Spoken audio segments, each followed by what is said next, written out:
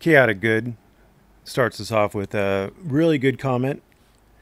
He says the opinion does not point out that before he was handcuffed, Grinald's and Dias's initial questioning or detention was not objectively unreasonable inside of clearly established law. The response normally used, being detained, tends to be what I think it means, what articulable crime do you suspect me of committing or will commit? Seems to have received a black eye, etc. So no, that particular line of statements by auditors has been and always will be a red herring. The officers do not have to articulate what specific crime they think you're committing. If you remember in Terry v. Ohio, the officer thought that the guys were going to commit an armed robbery. And they were not charged with committing an armed robbery.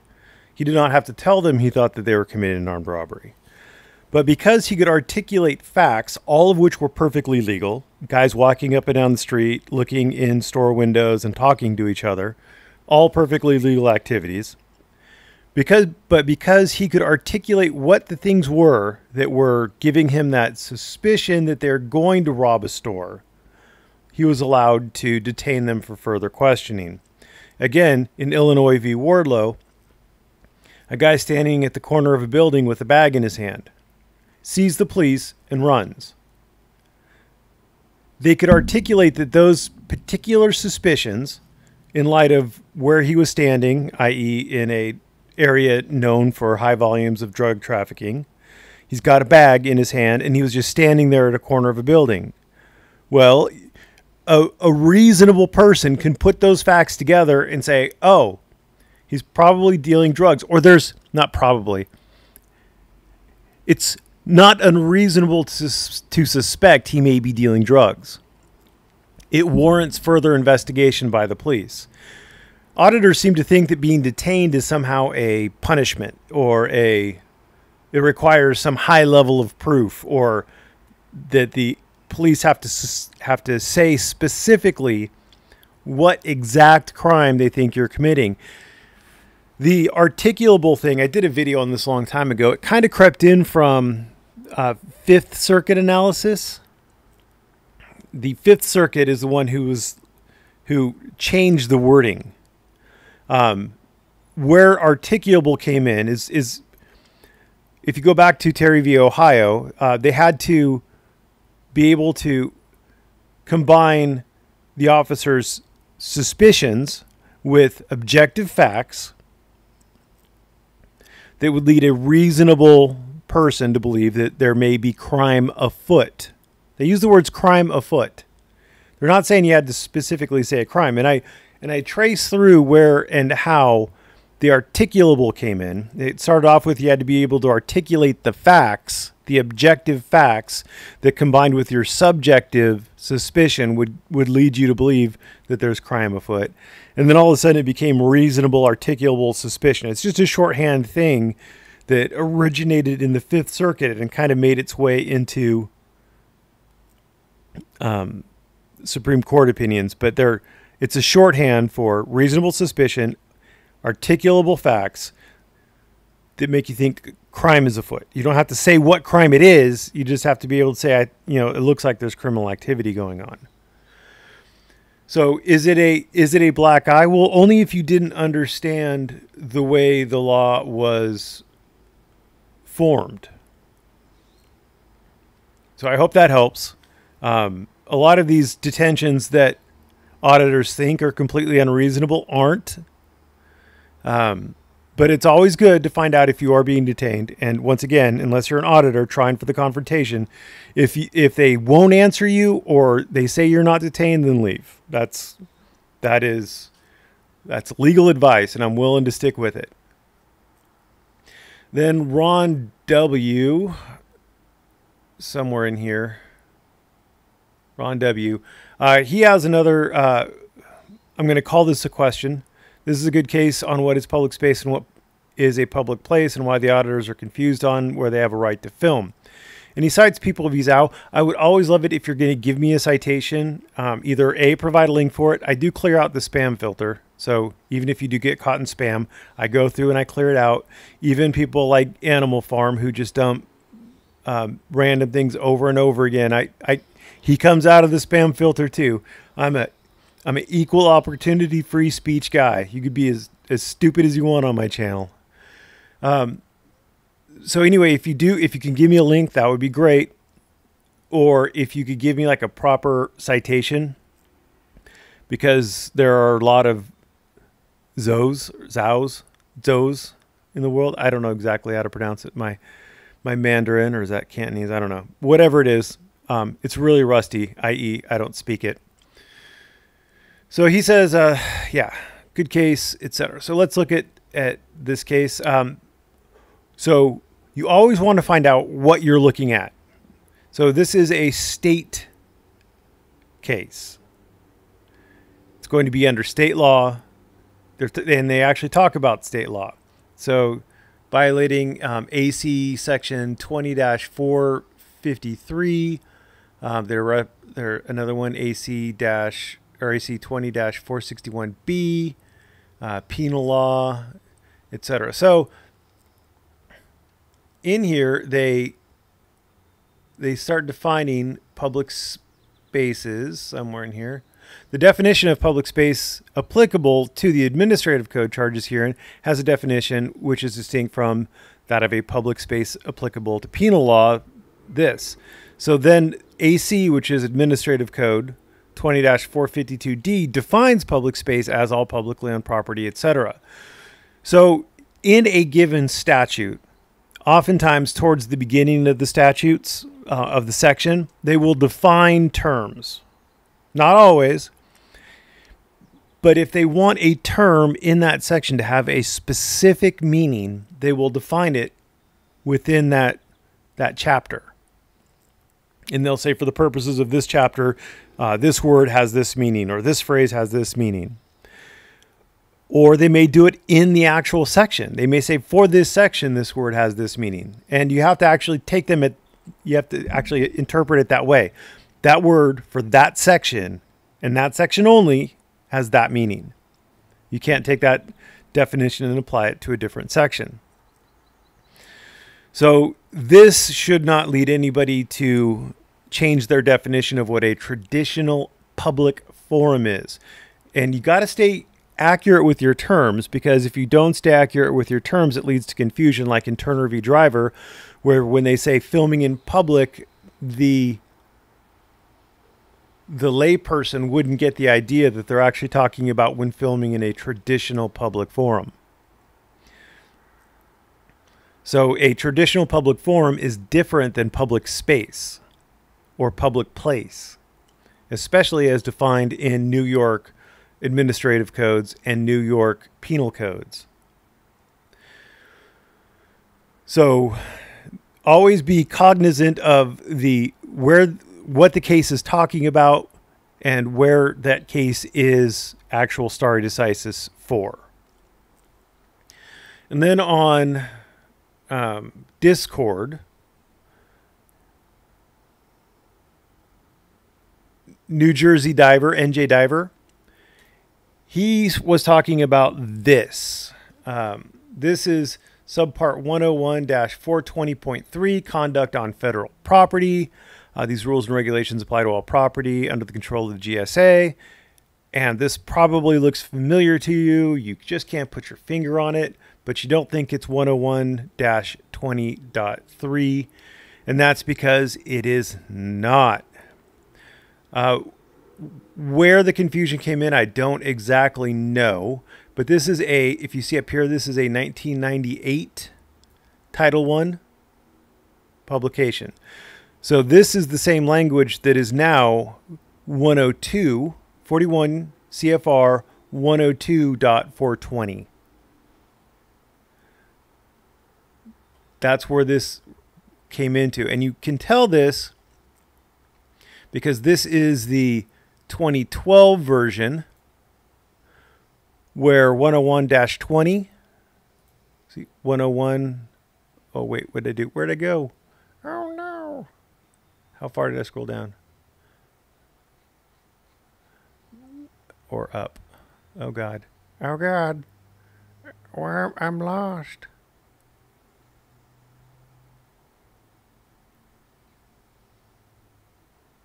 Oh, I'm on the wrong section. Coffee hasn't kicked in yet. Here we go. All right, so 101-20.3, and then this one, 101-20, etc. So what they've done is they have moved it, the Federal Property and Administrative Service Act of 1949 as amended, for information on management of buildings and grounds, see FMR Part 102-74.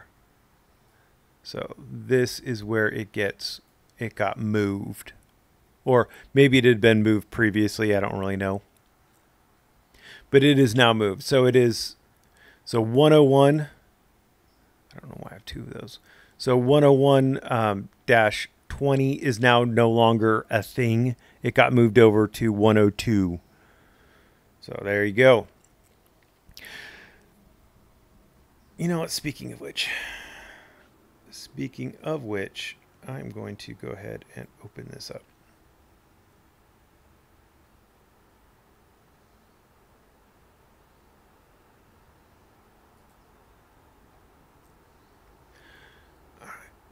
And it wasn't in the blood sports room. It was in the general room. Maybe? Yes, it was in the general room. So this is where he was. No. Oh God, I just looked at it earlier. It was in the blood sports room? Yeah. This is where he was asking about it. But Mr. Felipe Hemming and me, people can't seem to fathom why I would, in air quotes, dox myself. You may notice the date on this. This is May 9th.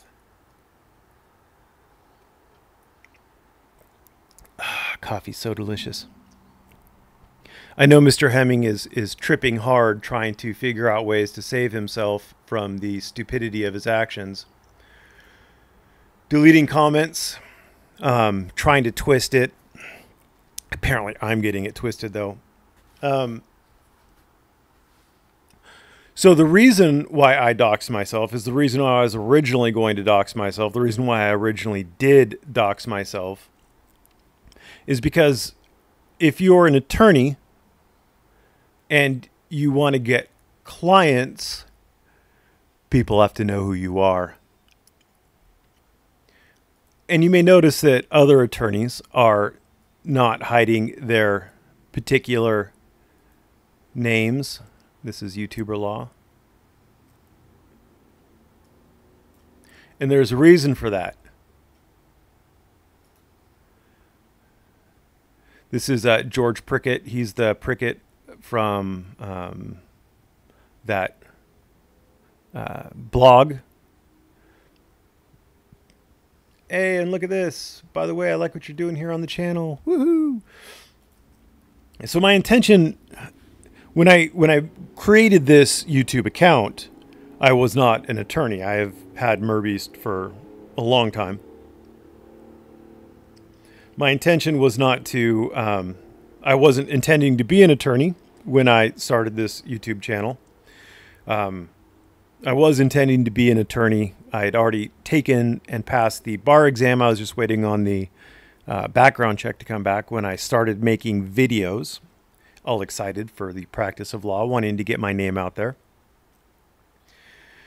So, yeah, I had never intended to not reveal who I was. That my goal was to do it. The same reason that Hemming is out there, hemming and hawing. That's how you get clients. And Hemming's trying to get clients for his wife, and I was going to try to get clients for me. So that's why I doxed myself.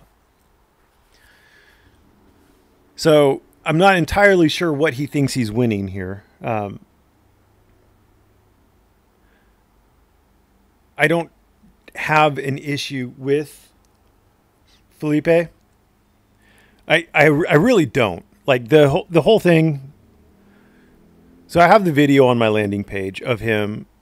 He's not an attorney, and I did that for a very specific reason. It's not because I don't like him. I don't care about him, but he gives poor legal advice, like suggesting that he is going to put a citizen's arrest on armed officers. Now, he may not have intended that to be legal advice, but that's legal advice. If he could do it, then other people can do it, and that's just stupid. That's about the poorest legal advice I could ever give anybody. Do not attempt to citizen's arrest an officer. Just don't do it. Is it technically legal? Yeah, it technically is, but you're also technically going to get tased or shot or beaten, and you're technically going to get arrested for technically assaulting a police officer.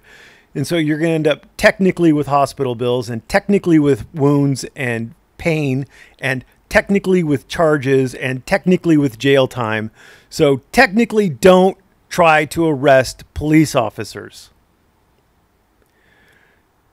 Just because you have a grievance, yes, you can seek redress from the government for grievances, but there are proper ways to do it and there are improper ways to do it. And I've gotten on a tangent, but the reason why I have that video as my landing video for new people coming into the channel is because I want people to understand. He has years of people saying that he's an attorney out there, and I want people to understand very clearly that he is not an attorney. Just so they are aware that the advice he is giving is not qualified legal advice.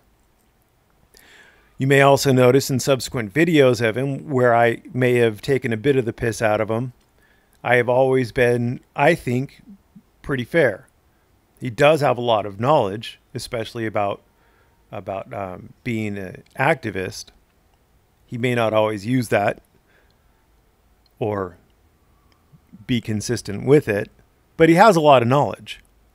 And he's not stupid. He's not the smartest guy in the world, but he's certainly not stupid. He's definitely in the auditing field, he is smarter than your average bear. But this whole issue came up because I called him fat. It literally comes up with me calling him fat, with me pointing out that he looked like an enormous blue circus tent in that video where he's berating the MP. That is literally the whole sum total of it. Beyond that, I'm a troll, and I'm going to take pot shots at somebody if they come crying to me about how I hurt their fifis. And he thought he had chips to wager, and I took his chips away because I have already doxed myself. I wanted my information out there. I'm not going to give it to some asshat who just, prove you're a lawyer. Well, I'm not relying on my lawyer laurels to prove these things. I give you case law. I give you evidence. I give you all the tools that you need to understand it for yourself and to verify that I'm right. I don't like it when people just say, no, I'm an expert. Trust me. That doesn't work for me, and it shouldn't work for you. So that's why I haven't responded to other people who are trolls. But now Hemming took it a step further, and I told him up front that I was going to see him in the court of public opinion. And I don't personally know of anything more damning than that set of texts he sent. So I think I made my point in the court of public opinion. He had no chips. He had no play. And he thinks he won, and that's fine. He's allowed to think whatever he wants. But I set out to do what I intended to do. As far as I'm concerned, I don't have any ill will towards the guy. I don't care about him. This is YouTube. This isn't real life. He might have turned it into his world. I haven't turned it into mine. So Sorry about a long and rambly video. I hope you took something away from it beyond the drama.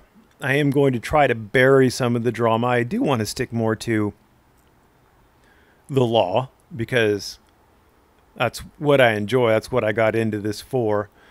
So if that bothers you, then, well, sorry. But hey, you learned that the 1998 version was supplanted by the 2012 version of 41 CFR 101-20.